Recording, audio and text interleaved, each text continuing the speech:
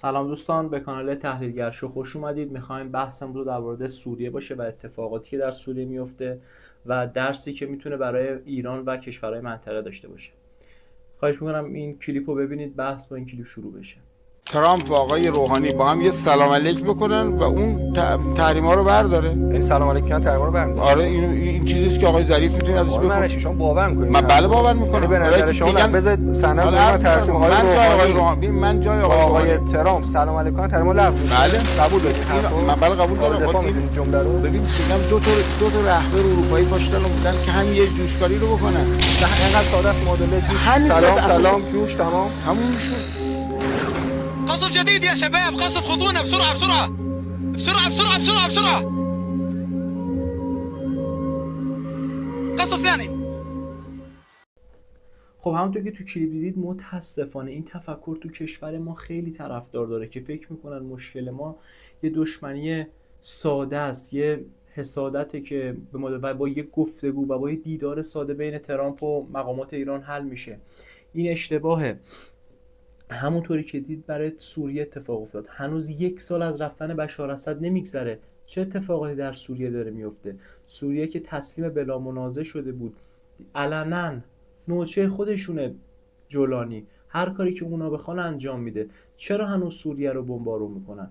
اولین اصلی که باید ما در نظر داشته باشیم، اونا با کشورهای قوی در منطقه مشکل دارن، نمیخوان کشورها روی پای خودشون بایستن. و میبینیم یه عده مثلا فکر میکنن که ما مشکل داریم با مذاکره کردن، با دیدار با ترامپ، دیدار با اوباما، دیدار با بایدن. این اشتباهه. اونا یه ضرب المثل آمریکایی‌ها دارن، میگن چی در مذاکره؟ هر چی که برای توه برای منه مال منه و هر چی برای توه بعد سر اون مذاکره کنیم. یعنی چی؟ با زیاده خواهی میخوان، باج خواهی میخوان بکنن. در زبان امروزی هم همینه. مذاکره در زبان امروز یعنی داد و ستد، معامله، گرفتن یه چیز در ازای دادن امتیازی. خب اینا بدونید کشورهای غربی هم به واسطه قدرت نظامی که دارن این کار رو انجام میدن. تو دنیا زور برای گفتن دارن، در لحاظ سیاسی، اقتصادی، علوم‌های جدید، رو فناوری‌های جدید رشد کردن، تونستن پیشرفت بکنن به واسطه قدرتی که دارن. چرا الان توی دنیا آمریکا قدرت و اعتبار داره؟ چین همینطور، روسیه همینطور، به واسطه قدرت نظامی که دارن. حالا یاد جمله یه عزیزی میافتادیم که میگفت دنیای فردا دنیای گفتمانه. با همین موشک دنیای موشک نیست. با همین موشک سردار ما رو سال 98 ترور کردن. تونستن قدرت نظامیشون رو بر ما القا بکنن که نتونستن. ما تونستیم با اولین کشوری باشیم که بعد جنگ جهانی دوم به پایگاه آمریکایی حمله کردیم. ولی باید بدونیم که اگر حالا یه مزیتی که این جنگ برای ما داشت، ما اگر میلیارد خرج میکردیم، بازم نمیتونستیم به بعضیا بفهمونیم که آقا مشکل ما با آمریکا سر موضوعات ساده نیست. اونا با ایران مشکل دارن، نه با جمهوری اسلامی، نه با تفکر، چه ایران شیعه باشه چه سنی. اونا با اصل موضوع کار دارن، با ایران قوی کار دارن. همونطوری که میتونید ببینید در اوایل جنگ جهانی دوم رضاخان چیکار کرد؟ رضاخان میخواست با آلمان ها یکی بشه و بهشون کمک کنه. چه بلایی سرش آوردن؟ در عرض 1 هفته از ایران تبعیدش کردن. آیا اون زمان جمهوری اسلامی بود؟ اونا با پهلوی مشکل داشتن. در زمان قاجار همینطور که روس ها اومدن و احمدشاه قاجار که آخرین پادشاه بود از ایران بیرون کردن.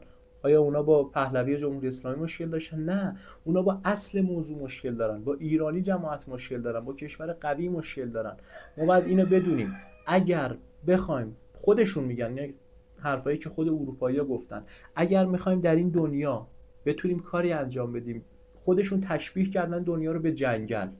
تو جنگل هم کی میتونه حرفشو به کرسی بشونه؟ کی میتونه زندگی کنه؟ کسی که قوی باشه از لحاظ نظامی، بتونه از خودش دفاع کنه.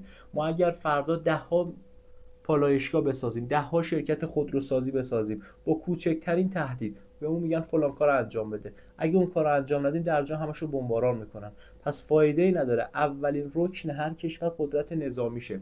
چرا الان میگن بیاید سر موشکی مذاکره کنیم؟ چون دیدن در جنگ 12 روزه، اوایل میگفتن اینا فتوشاپه، شما دارین فتوشاپ انجام میدین، ولی در جنگ 12 روزه دیدن که موشک‌های ایرانی، اگر اسرائیل پالایشگاه تهران رو زد، در عرض 3-4 ساعت ما پالایشگاه حیفا اشتوتو زدیم. این موازنه جنگ رو عوض کرد. اینا یقین به شک بدونید اگر اسرائیل در این جنگ پیروز بود و غالب به ما بود، جنگ 12 روزه تحمیلی، آتش بسی اعلام نمیشد. همونطوری که در سوریه آتش بس اعلام نمیشه، همونطوری که در غزه. چرا؟ چون اونا الان غالبن بر طرف مقابل. این اتفاق نمیافتاد. اونا نتونستن به بعد لوجستیک و پهناوری ایران و توان نظامی ایران نتونستن بر ایران غالب بشن. ببین نباید به قضیه فانتزی نگاه کنیم. اگر بخوای اخبار جنگ و ثانیه‌ای و روزی نگاه کنیم، آره امروز ما 2 موشک خوردیم، خب بازنده این جنگ ما بودیم. نه، شما به جنگ کلی نگاه بکنید. همونطوری که اسرائیل 10 سامانه دفاعی خوابونده در اسرائیل، پاتریوت، پیکان و 10 سامانه دیگه، ولی بازم موشک‌های ایران به خاک اسرائیل میرسید. ما اولین کشوری بودیم که در دنیا تونستیم ویرانی‌های عظیم در یک کشور اتمی ایجاد بکنیم. اینا بدونید که تنها داشتن بمب اتم برای ما مزیت امنیت ایجاد نمیکنه. بمب اتم 3 نکته داره که باید بدونیم. 1، داشتن بمب اتم، فناوری، دانششه که خب ما داریم، ما خواهان رسیدن به بمب اتم نیستیم. 2، توان استفاده داشته باشیم. بعضی از کشورها هستن که الان نمیخوایم اسم ببریم، بمب اتم دارن ولی توان استفادهشو ندارن. و 3، شما اگر از بمب اتم استفاده کنی باید اینو بدونی که اگر یه بمب اتم رو در اسرائیل بزنیم قطعا 10 بمب اتم میخوریم از آمریکا و اسرائیل. پس بمب اتم برای ما مزیتی ایجاد نمیکنه. همونطوری هم که آقای خامنه‌ای فرمودن، ما خواهان ساخت بمب اتم نیستیم. و الان هم در دنیا کشورهایی هستن، الان به گفته خودشون ژاپن با ساخت بمب اتم 2 روز فاصله داره، یعنی از الان که شروع کنه 2 روز دیگه بمب اتم داره. ولی چرا با ژاپن مشکلی ندارن؟ چرا؟ چون ژاپن غلام حلقه به گوششون شده. هر تولید داخل، هر چی که سرمایه گذاری میکنن آمریکا شریک ازشون میگیره. ولی ما اینطوری نیستیم. ما یک کشور تاثیرگذار در نظریه هارتلند که میگه هارتلند قلب جهان، هر کسی قلب جهان یعنی خاورمیانه رو در اختیار داشته باشه، دنیای جهانا، آینده جهان مال اونه. پس همینه که آمریکایی‌ها و اسرائیل دنبال این منطقه‌ن، دنبال اینه که کشورهای بزرگ امروز اگر دنبال ایرانن، فردا دنبال ترکیه‌ان، پس فردا دنبال پاکستان. این سلسله وار میره جلو. اینطوری نیست که فقط ما باشیم. برای چی پاکستان از ما تو جنگ 12 روزه حمایت کرد؟ نه به خاطر که انسان دوستی و حس ملی گرایان اسلام گرایشون، نه، به خاطر حسی بود که از خودشون دفاع بکنن، دشمن از مرزهاشون برونن عقب. و یه جمله خیلی معروف هست که میگه شاید دشمنی با آمریکا خطرناک باشه ولی دوستیش کشنده است. همین اتفاقی در سوریه افتاد. سوریه الان نزدیک چند 10,000 کشته داده. آیا برای آمریکایی‌ها مهمه؟ ذره ارزش نداره. اونو دنبال اهدافشونن. مهم نیست برای کشوری که اسیر جنگ شده چه اتفاقاتی میفته.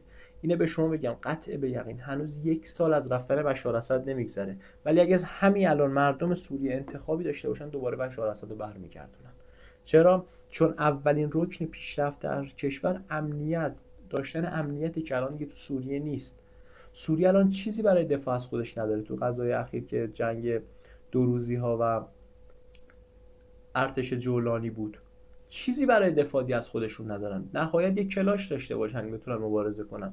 در روزی که بشار اسد سقوط کرد، در اون روزها ارتش اسرائیل 180 فروند جنگنده رو در عرض 2 روز نابود کرد. فرودگاه ها رو با بمب سنگر شکن میزد. میدونه زیرش تسلیحات نظامی است. چرا اینا میزد؟ این روزها رو میدید که سوریه رو هر کاری خواست درش انجام بده، جلوم بده. بحث زیاده بخوایم ادامه بدیم، ولی اینو باید بدونیم که ما بدون داشتن قدرت نظامی، اگر این موشک‌هایی که امروز ازش استفاده کردیم و نداشتیم، قطع به یقین این جنگ نه تموم میشد، نه کسی پادرمیونی میکرد تو کشورهای اروپایی، کشورهای آمریکایی که وای بیا جنگ تموم بشه. نه، هیچ کی این کارو نمیکرد.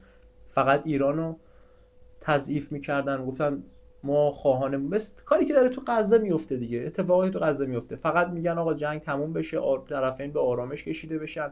ولی وقتی ما تونستیم خاک اسرائیل رو با موشک‌های خرمشهر، موشک‌های سجیل، یه موشک سجیل ما شلیک کردیم، بزنیم، این جنگ سریع تموم شد. پس چیه نشون میده؟ داشتن قدرت نظامی برای هر کشوری واجبه. دنیای الان به چیزی که خودشون تشبیه کردن جنگله. قدرت نظامی نداشته باشی خورده میشی. یا علی